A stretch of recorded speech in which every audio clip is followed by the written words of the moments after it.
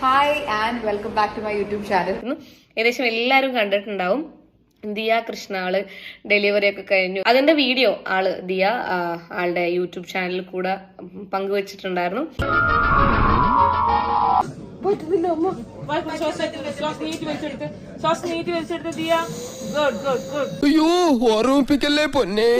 ഇൻസ്റ്റാഗ്രാമിലാണെങ്കിലും പോസ്റ്റും കാര്യങ്ങളൊക്കെ അവരുടെ ഫാമിലിയിൽ എല്ലാവരും പോസ്റ്റും കാര്യങ്ങളൊക്കെ അപ്ലോഡ് ചെയ്തിട്ട് നിങ്ങൾക്ക് അറിഞ്ഞിട്ടുണ്ടാവും. ഈ നാട് മുഴുവനും പാട്ട് മാത്രമല്ല എന്റെ പാരഡി ഇറങ്ങിയിട്ടുണ്ട്. സ്വാഭാവികമായിട്ടും ഒരാൾ അവരുടെ ഡെലിവറി പ്രസവം ഈ പറയുന്ന പോലെ യൂട്യൂബ് ചാനലിൽ ഇട്ട് കഴിഞ്ഞിട്ടുണ്ടെന്നുണ്ടെങ്കിൽ ഒരു എന്താ പറയാ ഒരു 40% ആൾക്കാർക്കും അത് ദഹിക്കണം എന്നില്ല.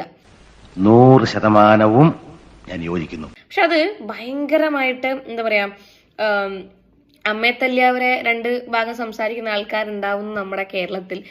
ഒന്നുമില്ല, റോങ് നമ്പർ.